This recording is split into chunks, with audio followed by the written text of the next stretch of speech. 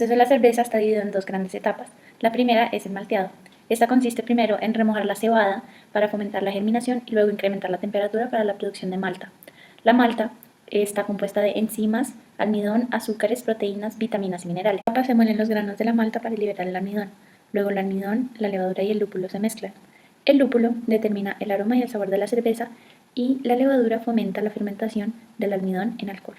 La cerveza se clasifica a partir del tipo de levadura usada. En nuestro caso usamos una cerveza tipo lager que se desarrolló a partir de una cerveza tipo ale. Además, también se tiene en cuenta que el rango de temperatura de producción está entre 7 y 25 grados, lo cual beneficia la producción artesanal. Bueno, mi nombre es Camilo Rivera, soy ingeniero químico. Trabajo desde hace unos 5 años en el tema de la cervecería artesanal en Colombia. Actualmente organizo eventos de capacitación cervecera. Estoy en lo que es la asesoría en la adecuación de un sistema de calidad en las microcervecerías, que estos son buenas prácticas de manufactura. En el kit mostrado anteriormente se encuentra el mosto ya preparado, se procede a calentarlo en baño de María y mezclar con agua. Una vez se tenga la mezcla hecha, se añade el azúcar para equilibrar la reacción y se hidrata la levadura durante 15 minutos. Es indispensable que no se sobrepase este tiempo debido a que la levadura se canibaliza. Luego de esto se completa la mezcla con agua y se cierra el tanque herméticamente con el fin de que no entre oxígeno y favorecer la fermentación alcohólica. Una vez logrado esto, se toma la primera medida con un densímetro que después será tomada como referencia para las demás. Una vez terminada la fermentación, se separa la mezcla de la levadura sedimentada, en lo que se conoce como proceso de aclarado. Luego de esto se procede a envasar, añadiendo nuevamente azúcar para favorecer la carbonatación natural. Como se hace en cervecería, se mide únicamente la densidad, ¿sí? Entonces, cómo cambia la densidad a través del tiempo. Es una variable de seguimiento. Partiendo de la suposición de que la densidad de la cerveza solo cambia en función de la cantidad de azúcar presente en ella, se toma esta ecuación y se despejan los gramos de azúcar asumiendo que la densidad del agua es igual a 1.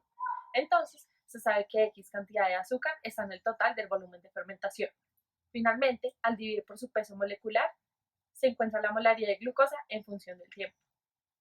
Se usó el método de mínimos cuadrados en Excel para hallar tanto el orden de la reacción y la constante.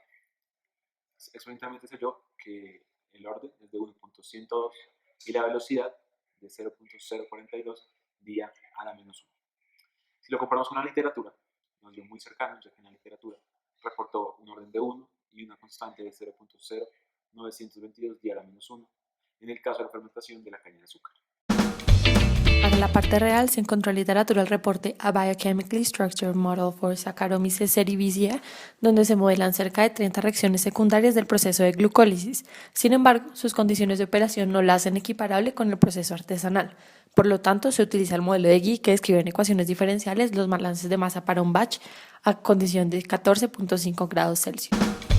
Para el proceso real de producción de cervezas se modeló un reactor batch con mezcla perfecta, en el cual se contempló las variaciones de sustancias que son la maltosa, la maltotriosa, la energía que es ATP, la glucosa, el etanol y el dióxido de carbono y el oxígeno, así como las temperaturas auxiliares y de reacción. Además, se evidencia que en los resultados para el caso isotérmico se presentan conversiones finales de etanol, que es más o menos el producto que deseamos, conversiones de 12.5 molar, y en que no se logra ni en el caso adiabático ni en el caso por enfriamiento.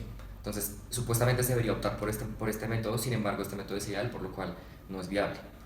En el caso adiabático, se tienen concentraciones finales de etanol de 7.5 molar y en el caso con enfriamiento se tienen concentraciones similares. Sin embargo, se opta más por este método final con enfriamiento, ya que con este método se puede variar la temperatura del fluido auxiliar, por lo cual podemos encontrar diferentes condiciones óptimas del proceso, encontrar diferentes concentraciones finales, por lo cual no solo podemos llegar a una conversión final deseada, sino podemos enfocar el reactor hacia diferentes tipos de cerveza con diferentes concentraciones de alcohol. Para analizar los datos se simularon 3 reactores, uno isotérmico, uno adiabático y uno con chaqueta de enfriamiento a 2 temperaturas auxiliares diferentes. La menor conversión se obtuvo para el reactor isotérmico y la mayor para el de chaqueta de enfriamiento a 298 Kelvin. Los perfiles de concentración son congruentes con estos resultados. Adicionalmente, se simuló una catálisis y mediante un modelo de LHHW se encontró un 60% de error para la constante de reacción con respecto a la teórica. Desde una perspectiva ajena a la ingeniería química, se decidió hacer un análisis de costos para evaluar la rentabilidad del proyecto en un periodo de 10 años. Dicho esto, se decide partir de una producción de 5.000 litros mensuales que conlleva una distribución de 169.000 botellas de 355 mililitros al año, con un costo de 6.800 pesos por unidad. Para una inversión inicial aproximada de 472 millones de pesos, se determinó que la misma es recuperada un año después de la producción inicial, teniendo en cuenta un valor de inflación constante. Además, para poder incurrir en tal inversión, se tiene un préstamo bancario, el cual se logra pagar en su totalidad en los 10 años predeterminados. De igual manera, al analizar los indicadores de bondad financiera, se concluye que es un proyecto viable, pues el valor presente neto, o EPN, de esta iniciativa presenta un valor positivo de 1.361.800.000 pesos para una tasa de interés o tasa de descuento del 30%. Se puede decir que el proceso de creación y caracterización de la cerveza fue exitoso en tanto se demostró el comportamiento esperado para la cinética que lo modela, sabiendo que para todos los casos se tomó un UA entre 100 y 200, siguiendo el manual de Perry para ser inoxidable. Además, sabiendo que se contaba con una reacción exotérmica, coinciden los perfiles de temperatura al demostrar una mejor conversión con menor temperatura auxiliar para los casos de chaqueta de enfriamiento en el artesanal. Lo anterior coincide con la necesidad de mantener la mezcla en el rango de temperaturas antes descrito por la mortandad de la levadura. En cuanto a este último, se puede decir que el modelo propuesto por Guy es bastante acertado. Sin embargo, en futuras prácticas se propone hacer uso de un modelo que modele las más de 30 reacciones involucradas en la fermentación alcohólica, incluyendo la síntesis de moléculas aromáticas, ésteres, alcoholes superiores y demás.